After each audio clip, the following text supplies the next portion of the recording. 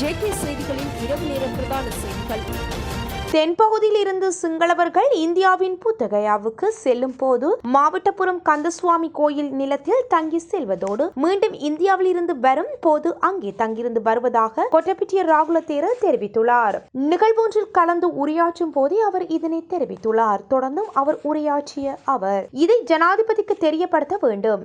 நான் உட்பட தீரர்கள் பலர் ஜாழ்ப்பாணத்துக்கு சென்றிருந்த போது நாங்கள் மாவட்டபுரம் கந்தசுவாமி கோயிலை பார்க்க சென்றோம். அப்போது அந்த கோயிலின் பூசகர் மிக அதிசயமான கதை ஒன்று சொன்னார். தென்னிலங்கை சிங்கள பௌத்தர்கள் காங்கேசன்துறை துறைமுகத்தில் இருந்து புத்தகயாவுக்கு செல்லும் போது மாவட்டபுரம் கந்தசுவாமி கோயிலில் இளைப்பாரி விட்டு செல்வதோடு மீண்டும் வரும்போது இளைப்பாரி விட்டே தென்னிலங்கைக்கு சென்றதாக தெரிவித்துள்ளார். இந்த நிகழ்வு பௌத்த மதம் இலங்கைக்கு வருவதற்கு முன்னர் நடந்ததாகவும் அந்த பூசகர் தெரிவித்திருந்ததாகவும் அவர் குறிப்பிட்டிருந்தார். எமது சிங்கள வரலாறு 2500 ஆண்டுகளுக்கு பழமையானது. இவ்வாறான விடயங்களில் வெளியில் வருவதில்லை. அதனால் வடக்கில் எமக்கு சிங்கள பௌத்த உரிமைகள் இருக்கின்றது.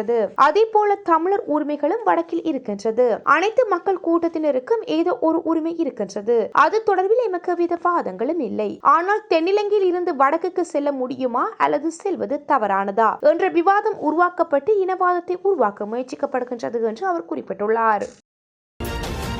நாவட்குழியில் இருக்கும் 20 சிங்கள குடும்பங்களுக்கு அரசாங்கம் எவ்வித வசதிகளையும் செய்து கொடுக்கவில்லை என கொட்டப்பிட்டிய ராகுல தேரர் தெரிவித்துள்ளார். கொழும்பில் நடந்த நிகழ்வொன்றில் உரையாற்றும் போதே அவர் இதனை தெரிவித்துள்ளார். தொடர்ந்தும் உரையாற்றிய அவர் யுத்தத்தின் பின்னர் நாவட்குழியில் உள்ள கிராமம் ஒன்றில் 50 சிங்கள குடும்பங்கள் தங்க வைக்கப்பட்டனர். அவர்களில் இப்போது 20 குடும்பங்கள் தான் இருக்கின்றனர். அவர்களில் பிள்ளைகளுக்கு கல்வி கேட்பதற்கு சிங்கள பாடசாலை ஒன்று இல்லை. ஏன் நாட்டின் தலைவர்களுக்கு ஒரு சிங்கள பாடசாலை ஒன்றை அமைத்துக் கொடுக்க முடியாது? நாவட்குழியில் வசிக்கும் மக்கள் தென்பகுதியில் இருந்து செல்லும் சிங்கள மக்களுக்கு தங்கள் வீடுகளை வழங்கி தங்களின் வாழ்வாதாரங்களை தேடிக்கொண்டனர். அதையும் இந்த அரசாங்கத்தின் அரசியல்வாதிகள் நிறுத்தியுள்ளனர். ஆனால் வேறு ஒரு பிரிவினருக்கு அதனை கொடுத்துள்ளனர். அரசு தலைவர்கள் வடக்குக்கு சென்று வாய்க்கு வந்ததெல்லாம் பேசாமல் நாவட்குழியில் உள்ள சிங்கள மக்களின் குறைகளை நிவர்த்தி செய்தால் நல்லதல்லவா என்று அவர் குறிப்பிட்டிருந்தார். விவசாயிகளுக்கு நிவாரணம் வழங்குவதற்காக உலக வங்கி உதவியின் கீழ் 2 மில்லியன் ரூபாய் வழங்கப்பட்டுள்ளதாக கமத்தொழில் மற்றும் கால்நடை வழங்கல் பிரதி அமைச்சர் நாமல் கருணாரத்ன தெரிவித்துள்ளார். தேசிய கால்நடை அனர்த்தத்துக்கு பிந்தைய அவசர தடுப்பூசி திட்டத்தின் தொடக்க விழாவிற்கு பிறகு ஊடகங்களுக்கு கருத்து தெரிவிக்கும் போதே பிரதி அமைச்சர் இவ்வாறு குறிப்பிட்டிருந்தார். அவர் மேலும் தெரிவிக்கையில் டிட்வா புயலினால் சேதமடைந்த பண்ணைகளுக்காக 3.2 மில்லியன் ரூபாய்களுக்கும் அதிகமான பணம் செலுத்தப்பட்டுள்ளது. மாடுகள், பன்றிகள், ஆடுகள், பிராய்லர் கோழிகள் அளிக்கப்பட்ட பண்ணைகளுக்கு இந்த இழப்பீடு வழங்கப்பட்டுள்ளது. இந்த இழப்பீடு தொகைகளுக்கு மேலதிகமாக விவசாயிகளுக்கு நிவாரணம் வழங்குவதற்காக அனர்த்தத்துக்கு பிந்தைய அவசர தடுப்பூசி திட்டம் தொடங்கப்பட்டுள்ளது. இதற்காக உலக வங்கி உதவியின் கீழ் 2.5 மில்லியன் ரூபாய் வழங்கப்பட்டுள்ளது. விலங்குகளை நோய்களில் இருந்து பாதுகாப்பது இந்த தடுப்பூசி செயல்முறையின் நோக்கம். இது சுமார் 2 மாதங்களுக்குள் நிறைவடையும் என்றும் எதிர்பார்க்கப்படுகின்றது. மேலும் அனர்த்தங்களால் அளிக்கப்பட்ட பண்ணைகளை மீண்டும் கட்டியெழுப்புவதற்கு தேவையான ஆதரவும் வழங்கப்படும் என்று பிரதி அமைச்சர் மேலும் தெரிவித்திருந்தார். இந்த ஆண்டின் முதல் 5 வாரங்களில் மாத்திரம் இலங்கைக்குள் 12,654 மில்லியன் ரூபாய் நிகர வெளிநாட்டு முதலீடு கிடைத்துள்ளதாக தகவல்கள் வெளியாகியுள்ளது. கடந்த பிப்ரவரி 5ஆம் தேதியுடன் நிறைவடைந்த வாரத்தில் வெளிநாட்டு முதலீட்டாளர்கள் சுமார் 24.2 மில்லியன் அமெரிக்க டாலர் பெறுமதியான பிணையங்களை கொள்வனவு செய்துள்ள நிலையில் இது கடந்த 28 மாதங்களில் பதிவான மிக அதிகப்படியான வெளிநாட்டு முதலீடாகும். அமெரிக்கா பெடரல் வங்கி வட்டி விகிதங்களை குறைக்கும் என்ற எதிர்பார்ப்பால் முதலீட்டாளர்கள் இலங்கை போன்ற வளர்ந்து வரும் நாடுகளின் சந்தைகளை நோக்கி திரும்பியுள்ளதாக ஆய்வாளர்கள் தெரிவிக்கின்றனர். இலங்கை மத்திய வங்கி வெளியிட்டுள்ள அண்மைக்கால தரவுகளின் அடிப்படையில் நாட்டின் அரசு பிணையங்கள் மீதான வெளிநாட்டு முதலீட்டாளர்களின் ஆர்வம் கணிசமாக அதிகரித்துள்ளதாகவும் குறிப்பிடப்பட்டுள்ளது. கடந்த பிப்ரவரி 5ஆம் தேதியுடன் நிறைவடைந்த வாரத்தில் மாத்திரம் 7,463 மில்லியன் ரூபாய் பெறுமதியான பிணையங்கள் வெளிநாட்டவர்களால் கொள்வனவு செய்யப்பட்டுள்ளன. கடந்த 23 வாரங்களில் 16 வாரங்கள் வெளிநாட்டு முதலீட்டாளர்கள் தொடர்ச்சியாக இலங்கை ரூபாய் பிணையங்களை கொள்வனவு செய்துள்ளமையும் சுட்டிக்காட்டத்தக்கது. அமெரிக்க டாலருக்கு நிகரான இலங்கை ரூபாயின் மதிப்பில் ஏற்ற இறக்கங்கள் காணப்பட்ட போதிலும் இலங்கையின் பணவீக்கத்தை கட்டுப்படுத்தும் கொள்கைகள் மற்றும் நிலையான வட்டி விகிதங்கள் காரணமாக இந்த முதலீட்டு வரத்து அதிகரித்துள்ளது. கடந்த ஏப்ரல் மாதம் டொனால்ட் ட்ரம்பின் வரி அறிவிப்புகளை தொடர்ந்து ஏற்பட்ட சிறிய அளவிலான வெளியேற்றத்துக்கு பிறகு தற்போது முதலீடுகள் மீண்டும் வலுவடைந்து வருவது நாட்டின் பொருளாதார ஸ்திரத்தன்மைக்கு சாதகமானதாக பார்க்கப்படுகின்றமையும் குறிப்பிடத்தக்கது.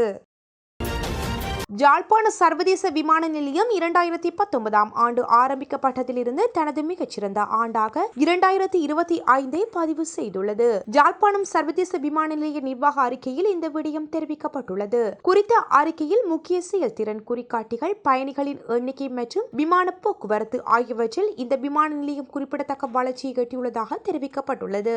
2019 தொடக்கம் 2023 காலப்பகுதியின் வருகையாளர்களின் மொத்த எண்ணிக்கையை விட 2025ஆம் ஆண்டில் சுமார் 33,431 வருகையாளர்கள் அதிகம் என்று ஆகும். அத்துடன் சர்வதேச விமான இயக்கங்கள் 1,138 ஆகும். இது ஒரு புதிய உச்சமாகும். தினசரி 7 விமானங்கள் செயற்பட்டு சாதனை படைத்துள்ளது.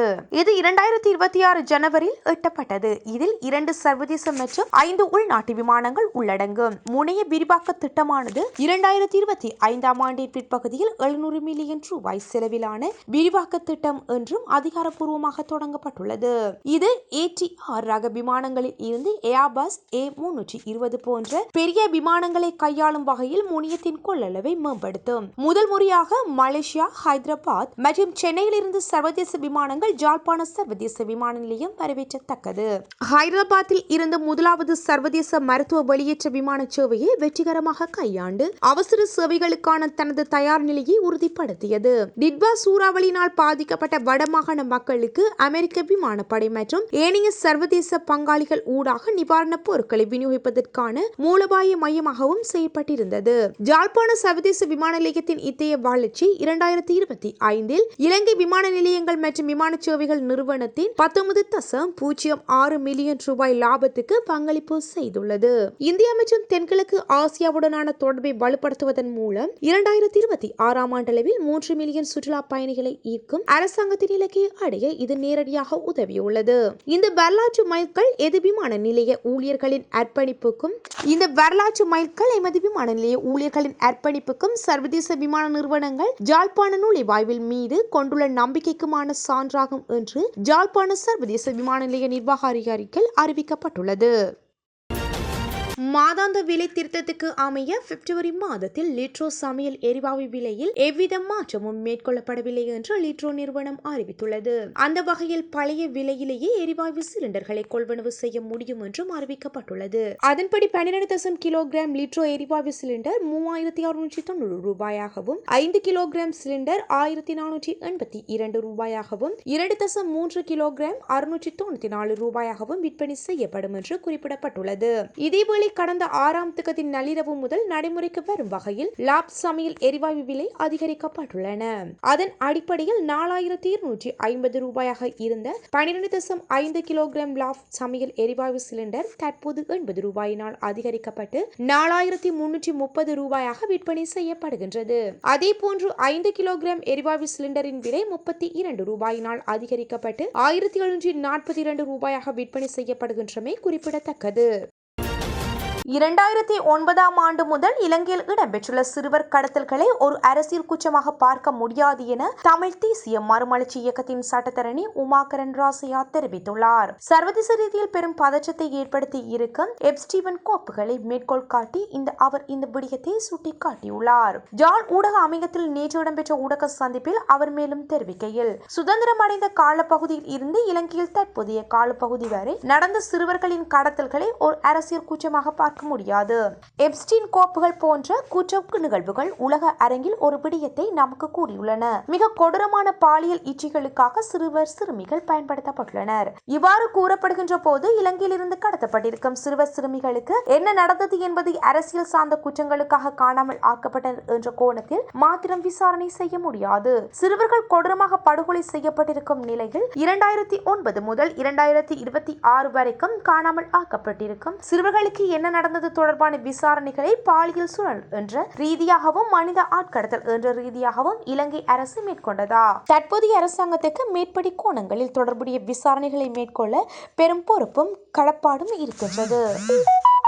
இந்த நிலையில் இது தொடர்பான கடிதம் ஒன்று ஜனாதிபதிக்கும் எதிர்க்கட்சி தலைவருக்கும் ஜேவிபியின் பொதுச் செயலாளருக்கும் மற்றும் மனித உரிமைகள் ஆணைக்குழுவுக்கும் கையளிக்க உள்ளோம் என்று அவர் குறிப்பிட்டுள்ளார். முன்னாள் ஜனாதிபதி கோட்டபாய ராஜபக்ஷவுக்கு குற்றப்புலனாய்வு திணைக்களத்தில் முன்னிலையாகுமாறு அழைப்பு விடுவிக்கப்பட்டுள்ளதாக தகவல்கள் வெளியாகியுள்ளன.